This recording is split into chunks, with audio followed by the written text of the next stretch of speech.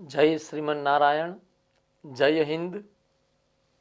हमने श्रीमद् भगवद गीता के प्रथम अध्याय अर्जुन विषाद योग के तीसरे श्लोक में ऐसा समझा था कि दुर्योधन गुरु द्रोण के पास जाकर यह बोलता है कि पांडवों की बड़ी भारी सेना देखिए। आगे दुर्योधन द्रोण से क्या कहता है यह चौथे, पांचवें और छठे और आगे के श्लोकों में बताया गया है। खास करके चौथे, पांचवें और छठवें श्लोक में पांडवों की जो सेना को दिखाने का प्रयास है, उसमें पांडव सेना के कई महारथियों के नाम दुर्योधन लेता है। और वो महारथी योद्धा में कौन कौन शामिल थे, इसको भी हम आज समझेंगे। चौथा, पांचवा और छठा श्लोक चूंकि एक ही विषय वस्तु से जुड़े हैं, अतएव उसको एक साथ ही हम समझने की कोशिश करेंगे। चौथा श्लोक कुछ इस प्रकार है। अर्जुन विषाद योग प्रथम अध्याय श्रीमद् भगवद गीता ग्रंथ का।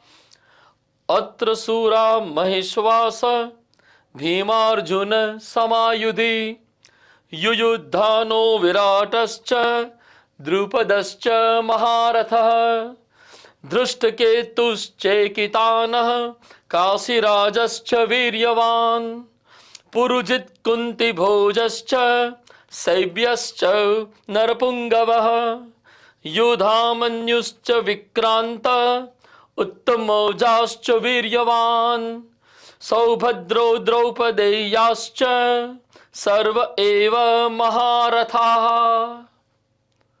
दुर्योधन कहता है कि यहां पांडवों की सेना में बड़े बड़े सुरवीर है, बहुत बड़े बड़े धनुष बाण इन्होंने धारण करके रखे हैं और ये सभी योद्धा भीम और अर्जुन जैसे शक्तिशाली हैं। इन योद्धाओं में युयुधान, चेकितान, काशीराज, पुरुजित, कुंतीभोज, शैब्य, युधामन्यु, उत्तमौजा, अभिमन्यु और द्रौपदी के 5 पुत्रों का समावेशन होता है। इन सभी योद्धाओं की कुल संख्या यदि देखी जाए, जो चौथे, पांचवें और छठे श्लोक में दुर्योधन ने प्रस्तुत की है, तो कुल संख्या जो मैंने गिनती लगाई 19 है। और 19 योद्धाओं में शुरुआत भीम और अर्जुन से होती है। 5 पांडवों में भीम और अर्जुन से आप अच्छी तरह परिचित है। भीम शक्ति और गदा युद्ध में सर्वश्रेष्ठ माने जाते थे, जबकि अर्जुन धनुर्विद्या में सर्वश्रेष्ठ थे। इसके अतिरिक्त चौथे श्लोक में युयुधान का उल्लेख हुआ है। युयुधान कौन थे?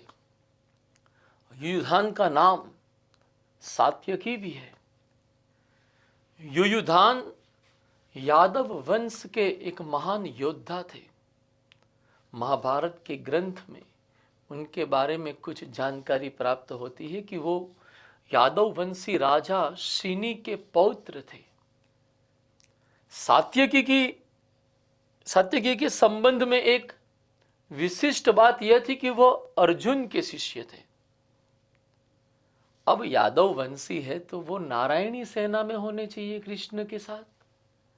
कृष्ण की नारायणी सेना तो किसके साथ थी हम जानते हैं, कौरवों के साथ, दुर्योधन के साथ थी। नारायणी सेना के सदस्य होने के बावजूद सात्यकी अथवा युयुधान क्यों पांडवों की ओर से युद्ध में शामिल है? वजह थी, इस बात की वजह थी कि वह अर्जुन के शिष्य थे और अपने गुरु के प्रति कृतज्ञ भाव होने के फलस्वरूप उन्होंने नारायणी सेना में शामिल न होकर, कौरवों के साथ युद्ध न लड़कर, पांडवों के साथ युद्ध में शामिल होने का निर्णय लिया। दुर्योधन जैसा कूटनीतिज्ञ मिलना बहुत कठिन है। दुर्योधन ने जब चौथे श्लोक में द्रोण को पांडव महारथियों के बारे में सूचना देना प्रारंभ किया तो भीम और अर्जुन के पश्चात सर्वप्रथम नाम वो युयुधान का देता है। क्या वजह है इसकी? वजह यह है कि एक तरफ आपका प्रिय शिष्य अर्जुन कितना कृतज्ञ है कि वो शिष्य होने के बावजूद आपको मारने के लिए सामने खड़ा है, जबकि सात्यकी या युयुधान को देखो कि वो अपने गुरु के प्रति कितना कृतज्ञ है कि गुरु यदि युद्ध में शामिल हो रहे हैं तो वो गुरु की शरण में रहकर गुरु की ओर से युद्ध में शामिल होगा। वो नारायणी सेना तक को छोड़ने के लिए तैयार हो गया है। सात्यकी महारथी योद्धा है और सात्यकी का उदाहरण प्रस्तुत करके पुनः एक बार दुर्योधन यह प्रयास कर रहा है कि द्रोण के हृदय में जो अर्जुन के प्रति स्नेह है उस स्नेह में कमी लाई जाए और स्नेह का स्थान नफरत या द्वेष से भर दिया जाए। युयुधान महाभारत के युद्ध में जीवित बच गए थे और उनकी मृत्यु वस्तुतः जब यादवों के आंतरिक संघर्ष शुरू हुए उसमें युयुधान या हम कहे सात्यकी का देहांत हुआ था। आगे हमारे श्लोक में युयुधानो विराटश्च, यह विराट कौन है? विराट नाम का, क्षमा करिएगा, विराट नगर नाम की राजधानी से जुड़ा हुआ नाम है। और विराट नगर किस राष्ट्र की राजधानी थी उस समय? तो कि मत्स्य देश नाम का एक राष्ट्र है, उस राष्ट्र की राजधानी विराट नगर और उस राष्ट्र का राजा विराट, जो कि महाभारत युद्ध में पांडवों की ओर से शामिल हुआ। मत्स्य देश कहां पर आया? इतिहासकार इस बारे में जो खोजबीन कर चुके हैं और जो सूचना हमें प्रदान करते हैं, मत्स्य देश आज के राजस्थान के उत्तर पूर्वी या उत्तरी हिस्से में कहीं अवस्थित हो सकता है। इतिहास का जो अध्ययन होता है उसमें धर्मनिरपेक्ष ढंग से व्याख्याएं प्रस्तुत करने की कोशिश की जा रही है और उन व्याख्याओं के अंतर्गत पुरातात्विक साक्ष्य जो उपलब्ध होते हैं, जिसको हम आर्कियोलॉजिकल एविडेंस कहते हैं, उन पुरातात्विक साक्ष्यों के आधार पर कुछ तथ्य निकाले जाते हैं। और ऐसा ही एक तथ्य महाजनपद युग में मत्स्य महाजनपद से निकलता है और उस मत्स्य देश में विराट नगर राजधानी है और उस विराट नगर के राजा विराट है, जो कि उत्तरा के पिता है। उत्तरा कौन है? उत्तरा अभिमन्यु की पत्नी है।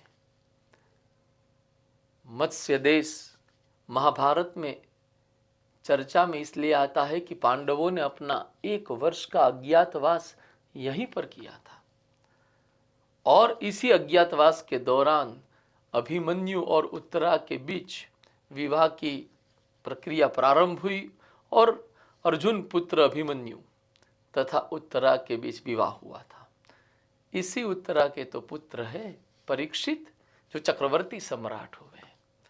यह विराट जो मत्स्य देश के राजा थे, हमारे पास महाभारत ग्रंथ से सूचना मिलती है कि वे अपने 3 पुत्र समेत महाभारत युद्ध में शहीद हो गए थे।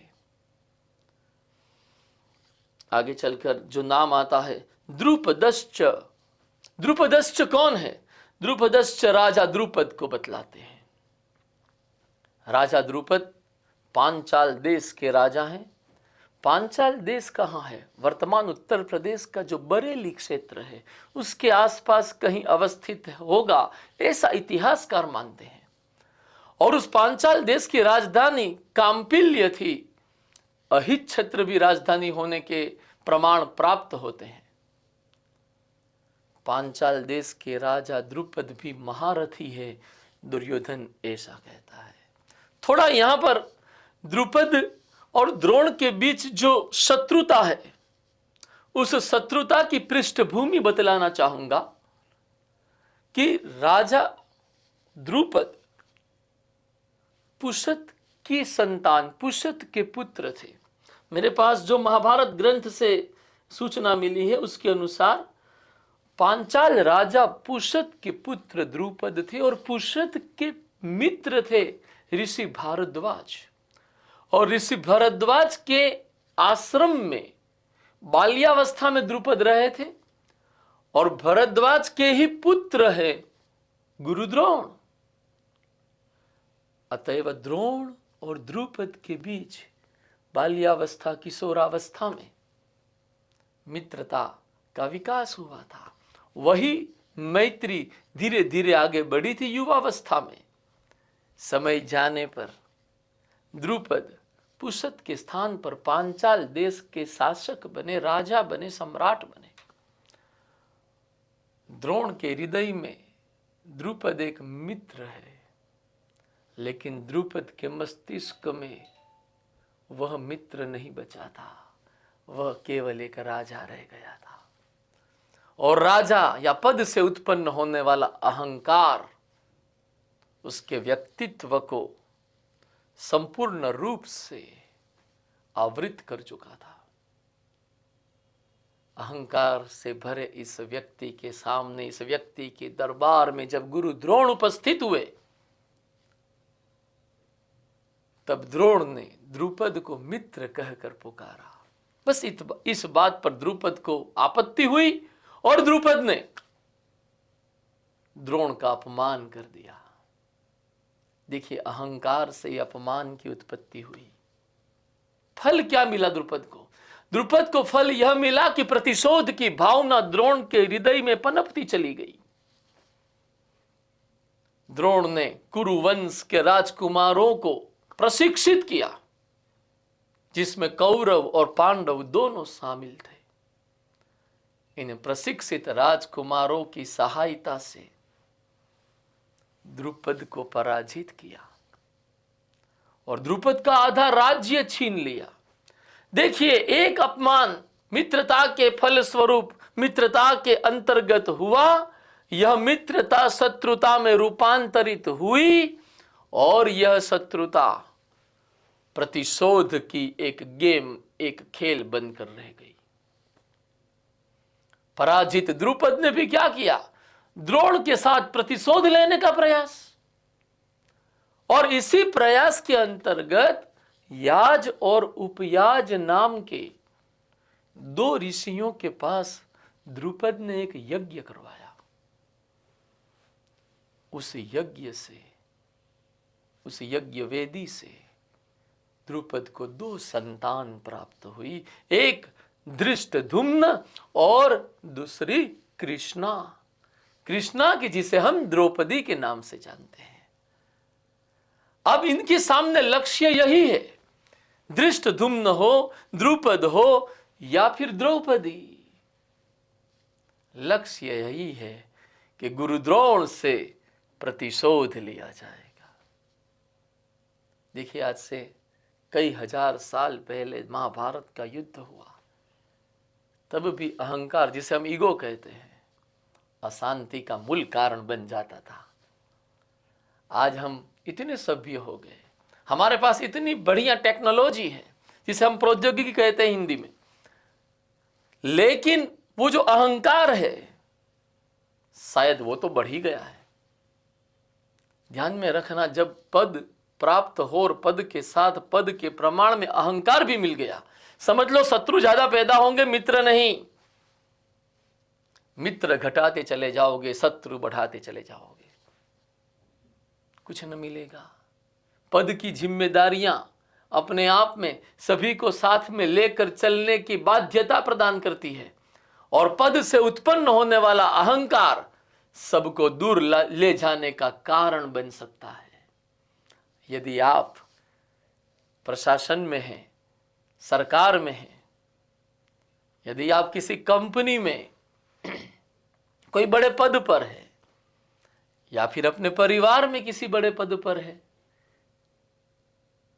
याद रखिएगा, आपका अहंकार आपके कम्युनिकेशन को तो डिसाइड नहीं कर रहा है ना।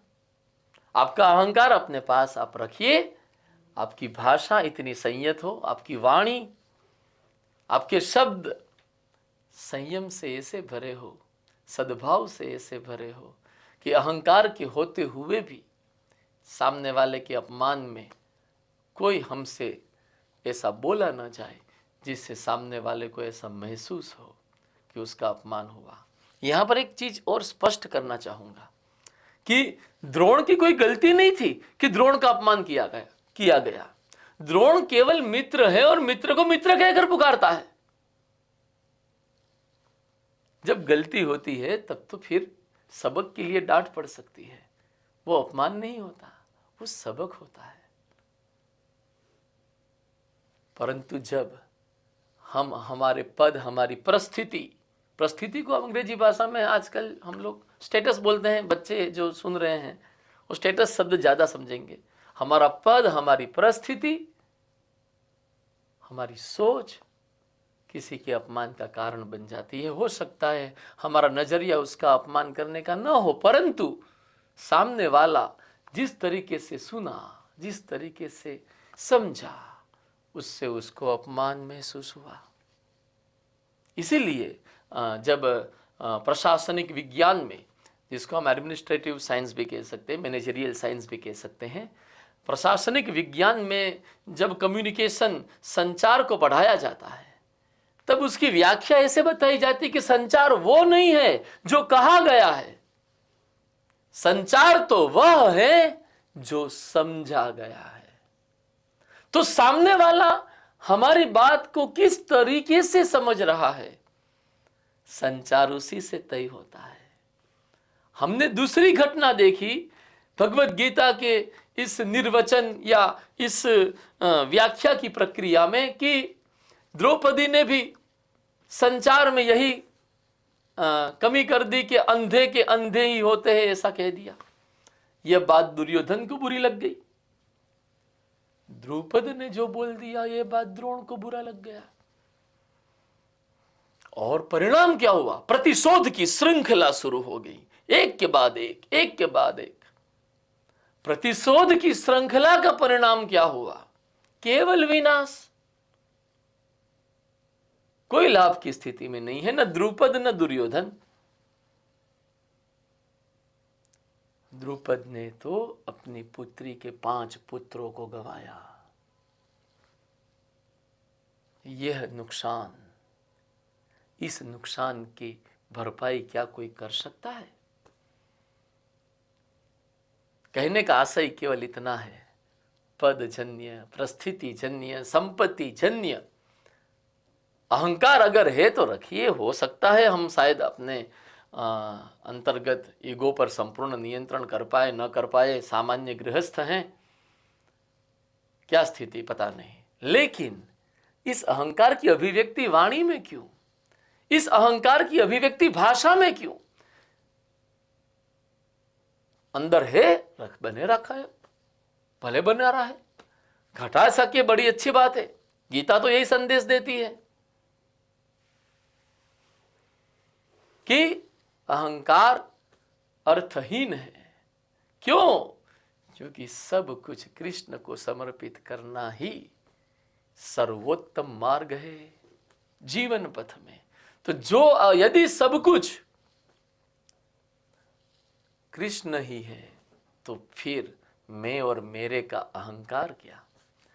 क्षमा मांग कर यह बात कहूंगा कि श्रीमद् भगवत गीता जी अहंकार शून्यता की ओर ले जाने का आदर्श प्रस्तुत करती है। दासानुदास मैं बोला, उसी में मेरा अहंकार आ गया। अहंकार शून्य होने की बात आपको सम्मुख प्रस्तुत भी कर रहा हूं, लेकिन मैं स्वयं अहंकार शून्य हूं ऐसा आप कोई नहीं मानना। मुझ में भी अहंकार है, लेकिन बस यही बात है, भाषा और वाणी को इस तरह सुधारने संवारने की कोशिश करता हूं कि किसी को अपमानित महसूस ना हो। फिर भी गलतियां तो हो ही जाती है भाई। इन सब के लिए जिनके सामने मेरे से गलती हो गई उनसे भी क्षमा। और यहाँ पर अहंकार के लिए बोल रहा हूँ, लेकिन फिर भी अहंकार हृदय में पड़ा है, तो जो बोल रहा हूँ वो है नहीं मेरे में अहंकार शून्यता, इसके लिए भी क्षमा प्रार्थी हूँ। आगे बढ़ते हैं। कहने का आशय संचार को लेकर था। अब हम आगे बढ़ते हैं। आगे जिस योद्धा का, जिस महारथी का उल्लेख 5वें श्लोक, क्षमा करिएगा, हाँ 5वें श्लोक में प्राप्त होता है, धृष्टकेतुश्चेकितान। धृष्टकेतु कौन है? धृष्टकेतु हमें महाभारत से सूचना मिलती है कि चेदी वंश के शासक हैं। चेदी भी एक राज्य था और शिशुपाल इसी चेदी वंश के राजा रहे, और शिशुपाल का ही पुत्र धृष्टकेतु है, जो महाभारत युद्ध में पांडवों की ओर से शामिल हुआ। हम में से अधिकांश ये जानते हैं कि शिशुपाल का वध तो स्वयं कृष्ण ने किया था। आगे चेकितान का उल्लेख है। चेकितान काशी राज, क्षमा करिएगा, चेकितान वृष्णि वंश के एक योद्धा है, अर्थात वह भी यादव हैं।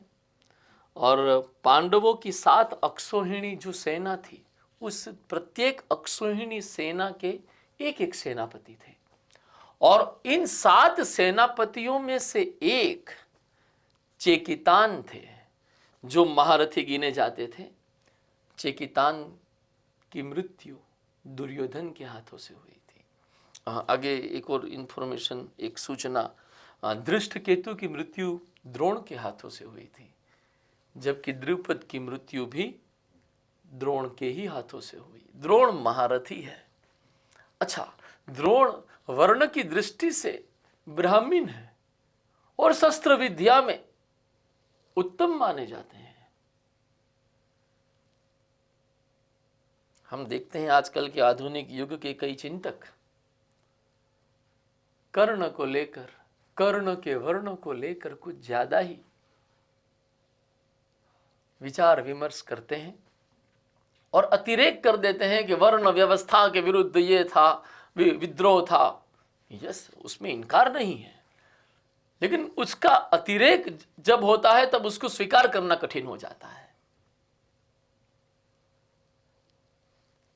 अगर वर्ण से ही कर्म तय होते तो द्रोण कहां योद्धा होते, अश्वत्थामा कहां योद्धा होता है? वो तो ब्राह्मण थे, उनका कर्म तो था जो मनुस्मृति कहती है, यज्ञ करना, यज्ञ कराना, दान देना, दान लेना,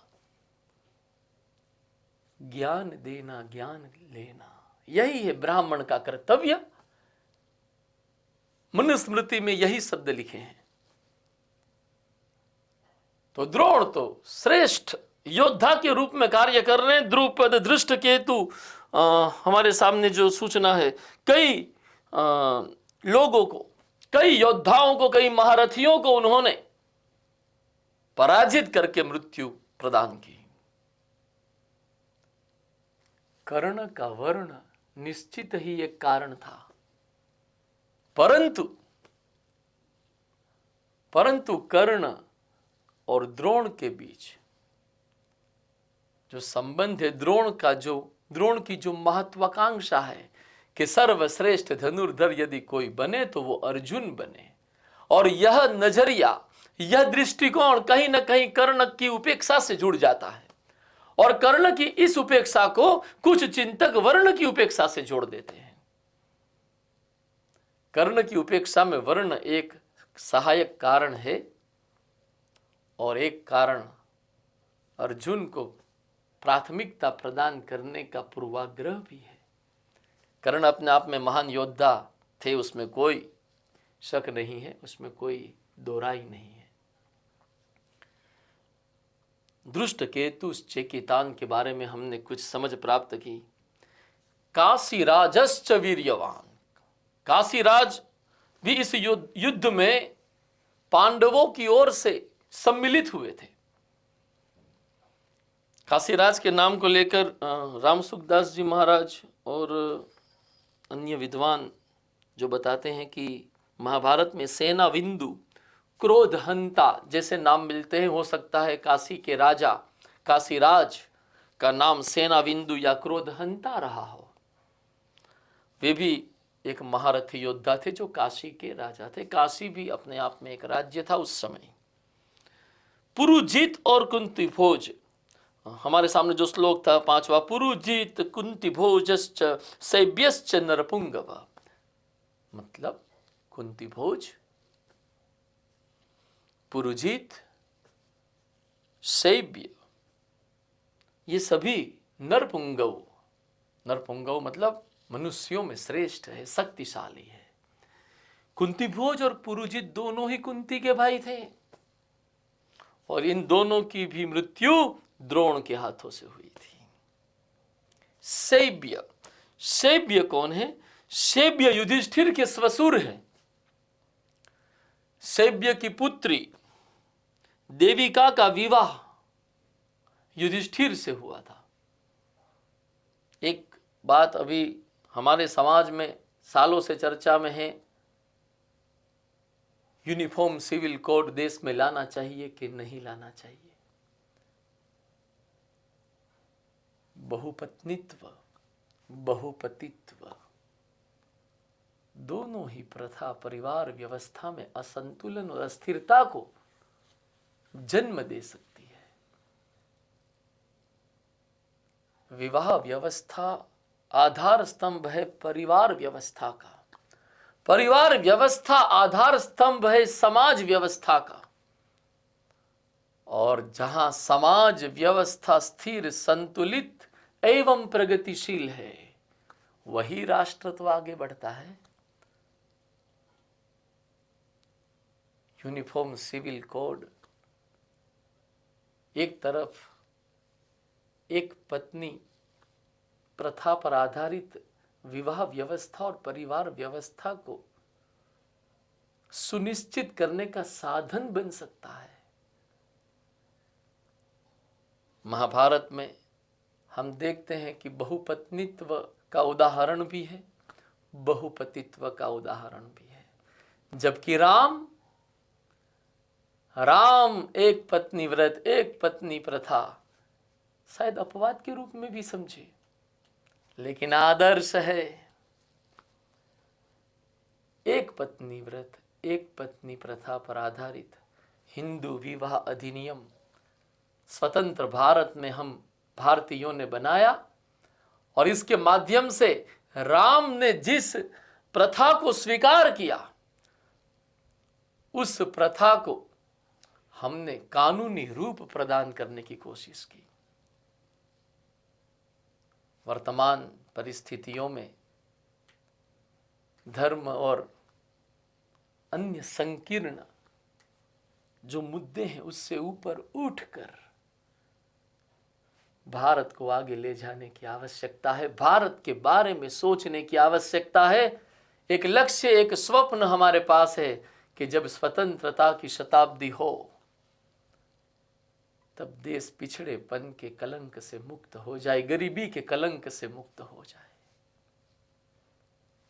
युधिष्ठिर ने देविका से विवाह किया, वहां से बहु विवाह का विचार हृदय में स्फुरित हुआ, और उसके विरोध में यूनिफॉर्म सिविल कोड, बहुविवाह आधारित व्यवस्था के विरोध में यूनिफॉर्म सिविल कोड के लिए सभी नागरिकों को एक होकर कार्य करना चाहिए, ऐसा निवेदन करना चाहता हूं। आगे बढ़ते हैं। श्लोक में कहा गया है, युधा मन्युश्च विक्रांत उत्तमोजाश्च वीर्यवान। युधामन्यु और उत्तमोजा का उल्लेख प्राप्त होता है, जो कि दोनों ही पांचाल राज्य के ही राजकुमार थे, और इन दोनों की हत्या अश्वत्थामा ने कर दी थी। ये भी महारथी थे। युधामन्यु और उत्तमोजा को ही महाभारत के युद्ध में अर्जुन के रथ के 2 पहियों को सुरक्षित रखने की जिम्मेदारी प्रदान की गई थी। फिर अभिमन्यु का उल्लेख है, सौभद्रौ द्रौपदेयाश्च। सौभद्रो अर्थात सुभद्रा पुत्र अभिमन्यु के जिनके पिता स्वयं अर्जुन हैं, और द्रौपदी के 5 पुत्र का भी उल्लेख दुर्योधन करते हैं। इनमें 5 पुत्रों में प्रथम है प्रतिविंध्य, जो कि युधिष्ठिर के पुत्र थे। दूसरे हैं सूत सोम जो कि भीम के पुत्र थे, तीसरे हैं श्रुतकर्मा जो कि अर्जुन के पुत्र थे, चौथे हैं शतानिक जो कि नकुल के पुत्र थे, और पांचवे हैं श्रुतसेन जो कि सहदेव के पुत्र थे। महाभारत से प्राप्त हुई सूचना के आधार पर यह भी बताना चाहूंगा कि अश्वत्थामा ने इन पांचों पुत्रों की हत्या कर दी थी। अभिमन्यु तो युद्ध में चक्रव्यूह के अंतर्गत बड़े बड़े योद्धाओं के बीच क्रूरता से, पूरी की पूरी अमानवीयता से बड़े बड़े योद्धाओं ने अभिमन्यु की हत्या कर दी थी। अभिमन्यु शहीद हो गए थे। अभिमन्यु पर अंतिम प्रहार दुशासन के पुत्र ने किया था, ऐसी सूचना प्राप्त होती है।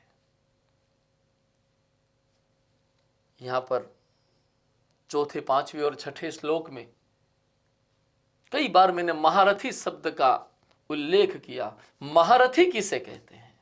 महाभारत में इसकी भी व्याख्या प्रस्तुत की गई है कि जो शस्त्र और शास्त्र में प्रवीण है, शस्त्र विद्या में तो प्रवीण है ही साथ जो शास्त्रों में भी प्रवीण है, तथा जो 10,000 योद्धाओं को युद्ध में नेतृत्व एवं संचालन प्रदान कर सकता है, उसे महारथी कहते हैं।